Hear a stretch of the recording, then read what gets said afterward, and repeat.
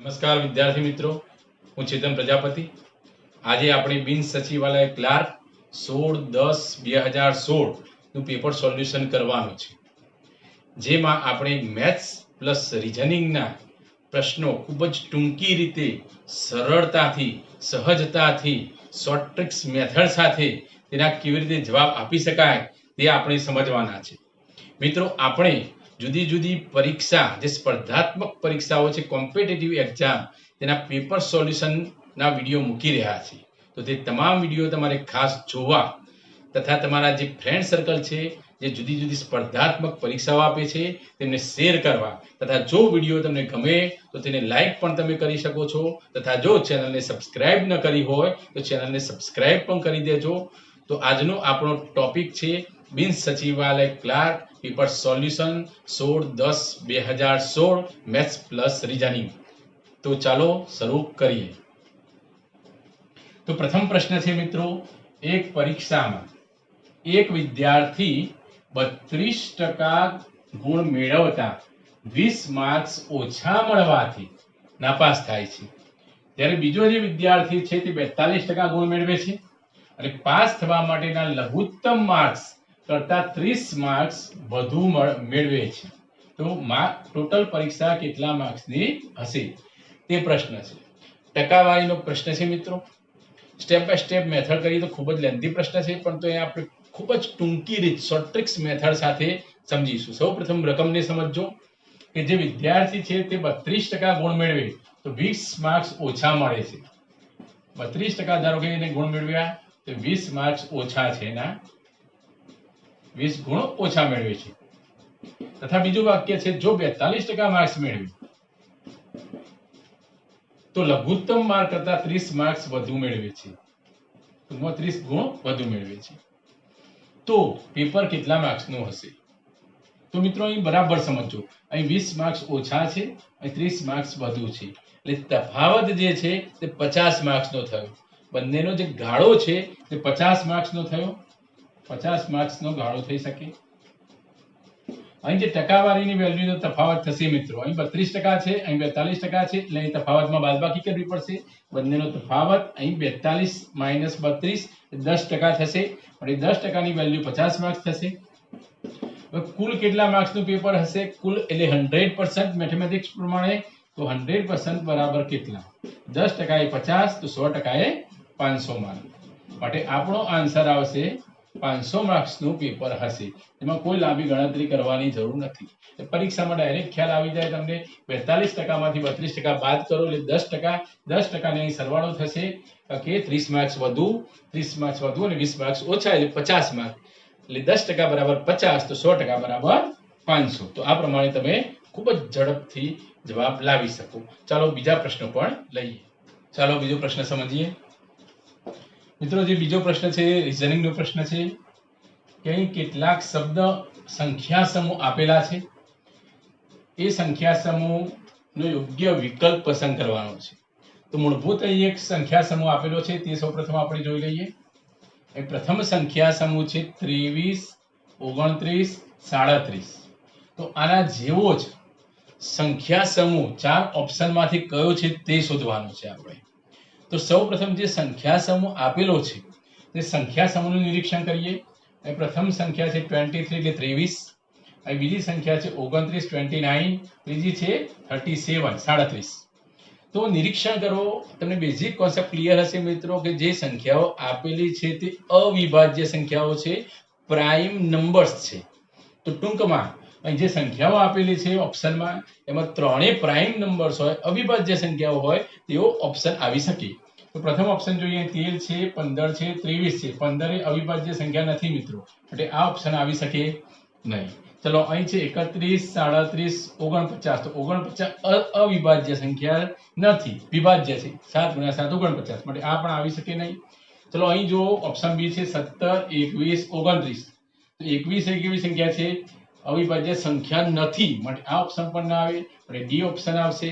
આપણે નિરીક્ષણ કરીએ, 41 પણ અવિભાજ્ય છે, 47 પણ અવિભાજ્ય છે, 53 પણ અવિભાજ્ય છે, માટે આપણો ઓપ્શન આવશે ઓપ્શન ડી, ત્રણેય અવિભાજ્ય સંખ્યાઓ. ચલો, એના પછીનો પ્રશ્ન છે પ્રશ્ન નંબર 3. અંગ્રેજી શબ્દકોશ પ્રમાણે ગોઠવવાના છે. અહીં ટૂંકમાં 4 સ્પેલિંગ આપેલા છે, એમાં ડિક્શનરી પ્રમાણે એને આપણે કન્ટિન્યુ કરવાના છે, એમને ગોઠવવાના છે. અહીં ઓપ્શન પણ આવેલા છે, કયો સ્પેલિંગ પ્રથમ આવે, કયો બીજો આવે, ડિક્શનરી પ્રમાણે કયો ત્રીજો આવે અને કયો ચોથો આવે, એનો ક્રમ નક્કી કરવાનો છે આપણે. તો એ નિરીક્ષણ કરો તો દરેકમાં EPI કોમન છે, તમે જોઈ શકો છો, એટલે આપણે કેન્સલ કરી દઈએ. EPI ને એ જોવાની જરૂર નથી, કોમન છે માટે. ચાલો હવે અહીં મિત્રો T છે, અહીં S છે, અહીં G છે અને T છે. તો જે ડિક્શનરી પ્રમાણે તમે જોઈ શકો છો, આલ્ફાબેટ પ્રમાણે, તો G નો ક્રમ છે તે 7મો આવે છે, તમે જાણો છો. S નો ક્રમ 19 આવે છે, T નો ક્રમ 20 આવે છે, T નો ક્રમ 20 આવે છે. એટલે G એટલે ત્રીજો સ્પેલિંગ જે છે પ્રથમ સ્થાને આવી શકે. ઓકે, ચાલો એના પછીનો પોઈન્ટ જોઈએ. એટલે આ તો આપણે પ્રથમ સ્થાન મળી ગયું. હવે એના પછી અહીં પણ G છે તો ખ્યાલ આવી ગયો. હવે એના પછી કયો સ્થાન આવે તો અહીં S એ 19મા સ્થાને છે, માટે આ બીજા સ્થાને આવી શકે મિત્રો. એ પણ આપણને મળી ગયું. ચાલો પછી અહીં પણ T છે, અહીં પણ T છે, તમે જોઈ શકો છો, એટલે કોમન છે. એટલે ખ્યાલ ના આવે તો એના પછીનો સ્પેલિંગ તરફ ધ્યાન કેન્દ્રિત કરવાનું છે. અહીં A છે અને અહીં O છે. તો સૌપ્રથમ A આવે પછી O આવે, એ પણ આપણે જાણીએ છીએ ABCD પ્રમાણે. માટે આ ત્રીજા સ્થાને આવશે અને આ ચોથા સ્થાને આવશે. એટલે આપણો જવાબ આવશે 3, 2, 1, 4. તો અહીં જે ઓપ્શન છે C ઓપ્શન આપણો આન્સર આવશે 3, 2, 1, 4. તો આ પ્રમાણે ગણી શકાય. ચાલો એના પછીના પ્રશ્નો. એટલે પ્રશ્ન 5 સમજીએ. પ્રશ્ન 4, જે ઝડપ, અંતર અને સમયનો છે મિત્રો, એની ફોર્મ્યુલા તમને ખાસ ખ્યાલ હોવી જોઈએ, એનો બેઝિક કોન્સેપ્ટ ખાસ ખ્યાલ હોવો જોઈએ. ટૂંકમાં 3 વસ્તુનો સંબંધ ખાસ જાણવો જોઈએ: ઝડપ, અંતર અને સમય. જેમ કે કોઈ પણ બે શહેર વચ્ચેનું અંતર ફિક્સ હોય, અંતર ચોક્કસ હોય, પણ બે વસ્તુ બદલાઈ શકે. એક છે એની ઝડપ અને બીજો છે સમય. આપણે ઝડપ વધુ રાખીએ તો સમય ઓછો થાય, ઝડપ ઓછી હોય તો સમય વધુ થાય. આ કોન્સેપ્ટ ક્લિયર હોવો જરૂરી છે. હવે આપણે રકમ જોઈ લઈએ. તો અજય 5 કિલોમીટર પ્રતિ કલાકની ઝડપે ચાલીને રેલવે સ્ટેશને પહોંચે છે. ટૂંકમાં તેના ઘરેથી રેલવે સ્ટેશને જાય છે. 5 કિલોમીટર પ્રતિ કલાકની સ્પીડ છે, એટલે 1 કલાકમાં તે 5 કિલોમીટર ટૂંકમાં ચાલે છે. તો 7 મિનિટ માટે ટ્રેન ચૂકી જાય છે, એટલે 7 મિનિટ લેટ પડે છે મિત્રો. ઝડપ ઓછી જ રાખે છે, ટૂંકમાં 7 મિનિટ લેટ પડે છે તે. હવે જો તે 6 કિલોમીટર પ્રતિ કલાકની ઝડપ રાખે, 6 કિલોમીટર પ્રતિ કલાક એટલે 1 કલાકમાં 6 કિલોમીટર અંતર કાપીએ તો 8 મિનિટ વહેલો પહોંચી જાય છે. એટલે સ્પીડ વધારે તો 8 મિનિટ વહેલો પહોંચી જાય છે. તો પ્રશ્ન છે, સ્ટેશન પહોંચવા માટે કેટલું અંતર કાપવું પડે? અંતર એટલે કે ડિસ્ટન્સ શોધવાનું છે. હવે અહીં આપણે સૂત્ર જાણીએ છીએ, ઝડપ બરાબર અંતર ભાગ્યા સમય. આવું એક સૂત્ર તમે ભણેલા છો, ઝડપ બરાબર અંતર ભાગ્યા સમય. આ સૂત્રનો અહીંયા ઉપયોગ કરીશું. પરંતુ સૌ પ્રથમ આપેલું શું છે, કેવી રીતે શરૂઆત કરવી. તો અહીં એક વસ્તુ જાણી લો, અહીં 8 મિનિટ વહેલો પહોંચે છે અને અહીં 7 મિનિટ માટે ટ્રેન ચૂકી જાય છે, એટલે 7 મિનિટ મોડો પહોંચે છે. એટલે જે આપેલો છે કોન્સેપ્ટ, એમાં બંનેનો તફાવત આપેલો છે. એક પરિસ્થિતિમાં 7 મિનિટ મોડો પહોંચે છે, બીજી પરિસ્થિતિમાં 8 મિનિટ વહેલો પહોંચે છે. એટલે જે સમયનો તફાવત થાય છે તે 15 મિનિટનો થાય છે. 7 + 8 15 મિનિટ. જે 15 મિનિટ થઈ એટલે 15 મિનિટ એટલે 1 કલાકનો ચોથો ભાગ. બધા જાણો છો મિત્રો, 15 મિનિટ એટલે 1 કલાકનો ચોથો ભાગ. 1/4 કલાક કહી શકાય, કલાકમાં કન્વર્ટ કરવા પડે. એનો અર્થ કે 1/4 કલાકનો તફાવત પામે છે.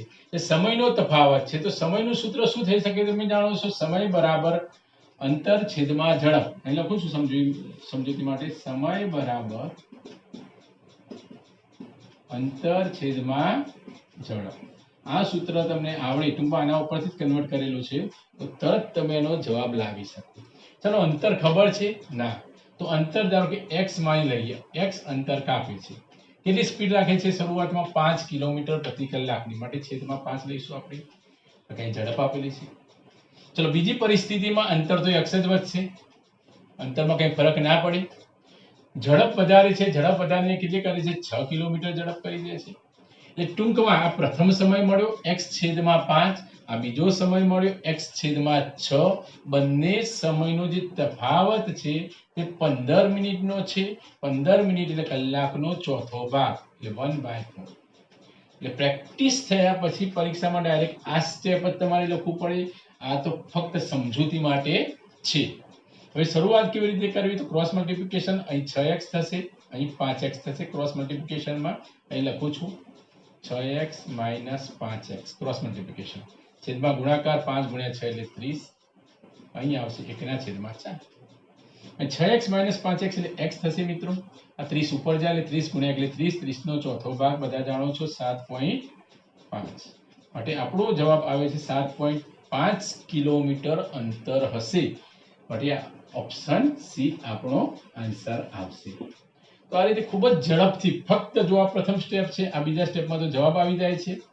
બરાબર, પરીક્ષામાં આમ જ કરવાનું છે. 6x - 5x એટલે x, એટલે ડાયરેક્ટ એટલે પહોંચી ગયા. 6 × 5 30 ક્રોસમાં ગયા, 30/4 એટલે 7.5. ફક્ત 30 સેકન્ડ નહીં પણ 10 સેકન્ડમાં આનો જવાબ લાવી શકો તમે. પરંતુ ક્યારે? પ્રેક્ટિસ કરો ત્યારે. પ્રેક્ટિસ મેક્સ અ મેન પરફેક્ટ. ચલો, એના પછીનો પ્રશ્ન છે શ્રેણી. અગાઉના વિડીયોમાં પણ આપણે તમને કહ્યું છે જે શ્રેણીના પ્રશ્નો મોટા ભાગે આવે છે તે પૂર્ણ વર્ગ અને પૂર્ણ ઘનના પ્રશ્નોને અનુલક્ષીને જ આવે છે. તો પૂર્ણ વર્ગ અને પૂર્ણ ઘનની શ્રેણી જાણો છો. જેમ કે પૂર્ણ ઘન જે શ્રેણી છે મિત્રો એ છે 1, 1 નો ઘન 1, 2 નો ઘન 8, 3 નો ઘન 27, 4 નો ઘન 64, 5 નો ઘન 125. આ બધા જાણો છો. આ કોન્સેપ્ટ ક્લિયર હોય તો તમે તરત જવાબ આપી શકો. નિરીક્ષણ કરો તમે. અહીં 10 છે, ચલો અહીં 8 છે તો અહીં 10 છે. અહીં 27 છે તો 29 છે, એટલે 2 વધુ છે. અહીં 64 છે તો અહીં 66 છે. 125 છે તો 127 છે. એ ટૂંકમાં પૂર્ણ ઘન સંખ્યામાં 2 અંકનો વધારો થાય છે. બરાબર, જેમ કે અહીં હું લખું છું સમજૂતી માટે 2 નો ઘન 8, એમાં 2 ઉમેર્યા તો 10 આવી. 3 નો ઘન 27, એમાં 2 ઉમેર્યા તો 29 આવી. 4 નો ઘન 64, એમાં 2 ઉમેર્યા તો 66 આવે. 5 નો ઘન 125, એમાં 2 ઉમેર્યા તો 127 આવે. 6 નો ઘન 216, એમાં 2 ઉમેર્યા એટલે 218 આપણો આન્સર આવે. 218 ઓપ્શન આપેલો છે. એટલે આવા જે પ્રશ્નો છે એમાં કોઈ સમયનો વ્યય ન થાય અને તમે જવાબ આપી શકો. અને તમે નિરીક્ષણ કર્યું છે મોટાભાગની પરીક્ષામાં જે વિદ્યાર્થીઓ રહી જાય છે એ ફક્ત પોઈન્ટ માટે રહી જાય છે. 1 પોઈન્ટ, 2 પોઈન્ટ, 5 પોઈન્ટ એવા માટે રહી જાય છે. 1 માર્ક્સ માટે પણ રહી જનાર વિદ્યાર્થીઓ મેં ઘણા જોયેલા છે. બરાબર, માટે આપણી મહેનત પૂરેપૂરી હોવી જોઈએ. 100% કમિટમેન્ટ હશે તો જ તમે ટૂંકમાં પરીક્ષામાં પાસ થઈ શકશો, આગળ વધી શકશો. ચાલો બીજા પ્રશ્નો સમજીએ. ચાલો મિત્રો પ્રશ્ન 6 સમજીએ. પ્રશ્ન 6 છે ગુણોત્તર અને પ્રમાણનો. એક સ્કૂલમાં 1440 વિદ્યાર્થીઓ છે, જેમાં છોકરાઓ અને છોકરીઓ છે, બોયઝ એન્ડ ગર્લ. ટોટલ સંખ્યા આપેલી છે 1440, જેનો ગુણોત્તર છે 7/5. હવે રકમમાં છે ઓછામાં ઓછી કેટલી છોકરીઓ, ઓછામાં ઓછી કેટલી નવી છોકરીઓ જોડાય. ટૂંકમાં છોકરીઓની સંખ્યા એડ થાય તો છોકરા અને છોકરીઓનું પ્રમાણ 7/6 થાય. એટલે ખૂબ જ સમજવા જેવો સરળ જ પ્રશ્ન છે મિત્રો, પરંતુ એનો કોન્સેપ્ટ ક્લિયર હોવો જોઈએ. શરૂઆતમાં આપણે સ્ટેપ બાય સ્ટેપ સમજીએ, પછી એની પ્રેક્ટિસ. જેમ કે જે પ્રમાણ આપેલું છે મિત્રો, છોકરાઓ એટલે બી કહીશું, બોયઝ એન્ડ ગર્લ્સ, એનું પ્રમાણ શરૂઆતનું છે 7/5 અને જેની કુલ સંખ્યા આપેલી છે 1440 કુલ વિદ્યાર્થીઓ છે. તો આના ઉપરથી છોકરાઓ કેટલા, છોકરીઓ કેટલા તે તો આપણે ડાયરેક્ટ પણ સમજી શકીએ, પણ તો અત્યારે સ્ટેપ બાય સ્ટેપ સમજીએ. કે છોકરાઓ તમારી સંખ્યા જાણવી છે. છોકરાઓનું પ્રમાણ છે 7, માટે 7/7 + 5 લેવાના છે. ટોટલ પ્રમાણનું જે ગુણોત્તર છે એનો સરવાળો 12. અહીં ટોટલ આપેલા છે 1440. 12 નો વર્ગ 144, 12 + 7 84, 840 છોકરાઓ આપણને મળે. તે પ્રમાણે છોકરીઓ શોધવી હોય તો 120 × 5 કરો એટલે 600 મળી જાય ડાયરેક્ટ. અથવા તમારે શોધવું હોય તો 1440 માંથી 840 જાય એટલે 600. તો 600 મળી એ છોકરીઓની સંખ્યા મળે. હવે રકમમાં શું કહે છે કે કેટલી છોકરીઓ એડ થાય, ઉમેરી શકાય કે જેથી જે નવો ગુણોત્તર છે તે 7/6 થાય. 7/6 થાય. એનું સ્ટેપ બાય સ્ટેપ લખું છું શરૂઆતમાં. એટલે કે છોકરાઓ છે 840, એમાં કશો ફેરફાર નહીં થાય. છોકરીઓ છે 600, અને કેટલી છોકરીઓ એડ થાય એટલે પ્લસ કર્યા આપણે, તો જે ગુણોત્તર મળે છે ગુણોત્તર 7/6 મળે છે. હવે મોઢે પણ તમને આવડી જાય, તમે સમજી શકો છો મિત્રો. અહીં 7 છે, અહીં 840 એટલે 12 + 7 84 થઈ શકે, એટલે 120 ગણા થયા. અહીં આના 120 ગણા થયા, તો અહીં પણ આના 120 ગણા થાય, એટલે 12 × 6 = 72 એટલે 720 થાય મિત્રો. આ પ્રમાણે જ સમજી લેવાનું છે, કોઈ કેલ્ક્યુલેશન ગણતરી કરવા બેસાય નહીં. એટલે અહીં 720 થયા. 720 માંથી 600 ને આપણે બાદ કરી લે, x ની વેલ્યુ આપણને તરત મળી જાય. x ની વેલ્યુ 120 મળે. અથવા આ પ્રમાણે ડાયરેક્ટ તમને ના આવડે તો શરૂઆતમાં શીખવા માટે તમે ક્રોસ મલ્ટિપ્લિકેશન કરી સિમ્પ્લિફિકેશન કરી શકો છો. 120 આપણો આન્સર આવશે. તો આ પ્રમાણે ગણી શકાય, અને પ્રેક્ટિસ થયા પછી આનાથી ઝડપથી તમે કેલ્ક્યુલેશન કરી શકો. અહીં આપણે એક્સપ્લેન કરીએ છીએ એટલે થોડો સમય લાગે. ચાલો બીજો પ્રશ્ન સમજીએ. ચાલો મિત્રો પ્રશ્ન 7 સમજીએ. જે પ્રોફિટ એન્ડ લોસ, નફો અને ખોટનો પ્રશ્ન છે. ખૂબ જ મહત્વનો પ્રશ્ન છે, જે વિદ્યાર્થીઓને કઠિન પડે છે મિત્રો. તો સૌપ્રથમ આપણે રકમ ધ્યાન કેન્દ્રિત કરીએ. એક વેપારીએ એક શર્ટ 10% નફાથી વેચ્યું. ટૂંકમાં જે શર્ટ છે તે 10% પ્રોફિટ સાથે વેચ્યું. તો તેણે શર્ટ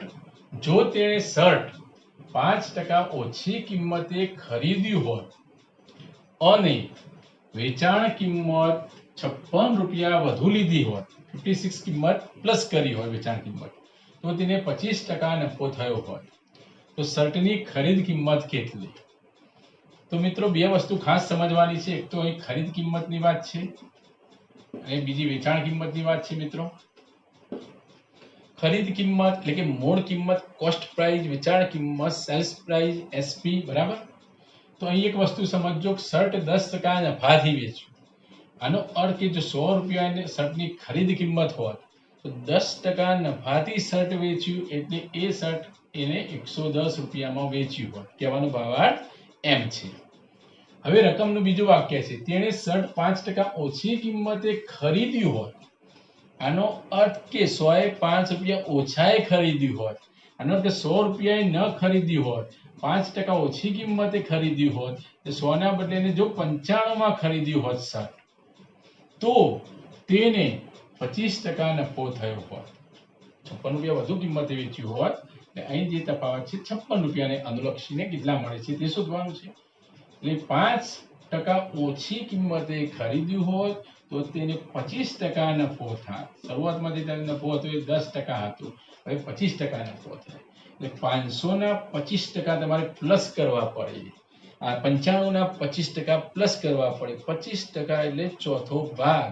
એટલે 95 નો ચોથો ભાગ કેટલો થાય મિત્રો? 96 નો ચોથો ભાગ હોય તો 24 × 96 = 24 થાય.